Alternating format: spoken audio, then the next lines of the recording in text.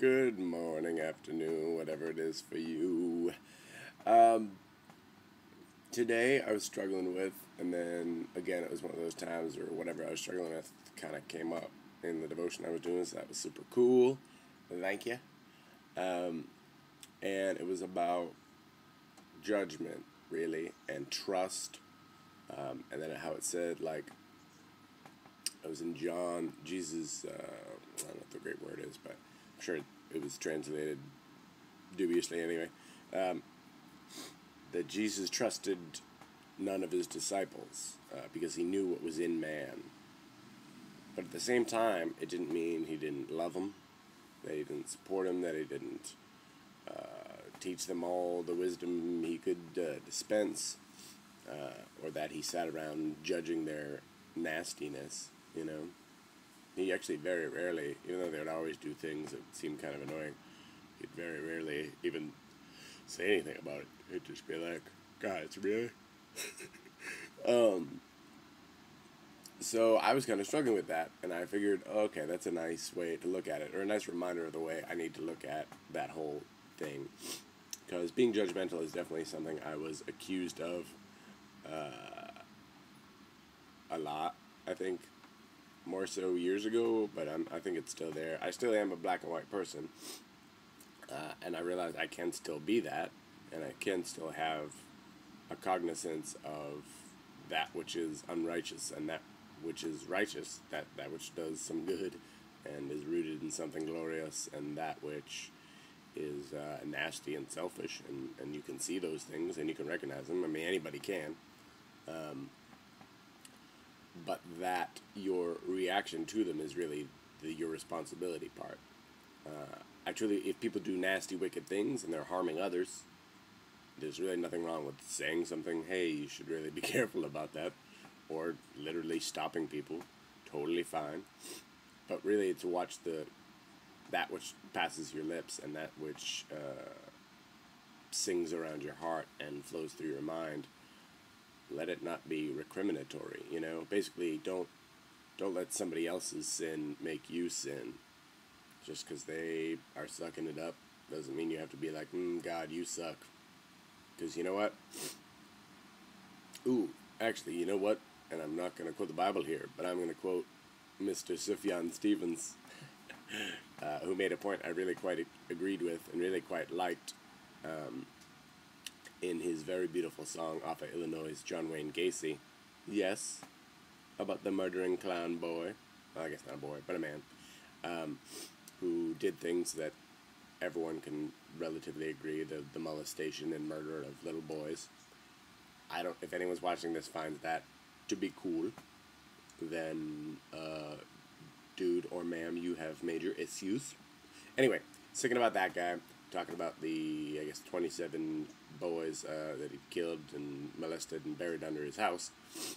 And then Sufjan says near the end of the song, in my best behavior, I am really just like him. And then he goes on to say, check underneath the floorboards for the secrets I have hid. But I really thought that's a pretty cogent philosophical, theological statement, that even the wickedest of wicked are no different than me. So for me to be all like, you know, is getting on a high horse. You know, not saying, hey, what they're doing is wickedness, that's not bad, but being in any way, taking any joy, taking any superiority, or in any way disparaging or deriding those who have done things that you find objectionable, you lose. You lose, because the whole point of this faith I'm pursuing, the whole point of Christianity is that I'm unable, it's the sense of being unable to foment your own righteousness, and you have to look beyond yourself to that which is infallible, which is never going to be you, and it's never going to be human. It's got to be eternal. It's got to be spiritual. It's got to be outside of this realm, because this realm is, effed up. But that, in that, once you enter into that you aren't like, I'm clothed in white and righteousness, all of you are peons now. Because really, it's a constantly failing process, and the whole joy of being delivered out of your iniquity by the actions of something else is really your primary mode. Should not be superiority, but should be being enormously grateful, and let that gratitude fill you with joy, and let that gratitude pass on to all those you encounter, so that you treat anybody, however they behave, with the whatever reflection you can muster of the love that you've been shown. Because you know what? You've messed up. And the great thing biblically is that there aren't really gauges of sin. You know, things that harm other people, yes, go ahead and stop those. But your sins of Jesus literally said, it was like, oh yes, adultery is wrong, but I tell you this, if you even look on a woman in lust, then you have committed adultery in your mind, and it's all the same thing. People were like, what?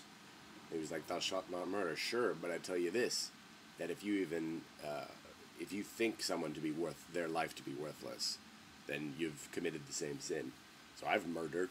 I'm a murderer. I've definitely murdered people. I've probably murdered people in traffic. I've definitely committed adultery many a times. And so who am I to be sitting in judgment? Now, you can come with love. We're still here. We're supposed to help people. We're supposed to be the salt of the earth, help reduce decay, especially in those we're around. But no high horse, man. No high horse, Brendan. Watch it. Watch it. No disparaging. No need to be sarcastic or try to be funny at somebody else's expense in these arenas. Or if you're frustrated with people, just talk to them about it. Don't look on it as a failure of their character that you somehow need to highlight, or that you need to go, thank goodness I'm not that way. I've been doing better at this anyway. But I can do better and more. So that's what I'm going to focus on. And that's it. Happy Monday, everybody.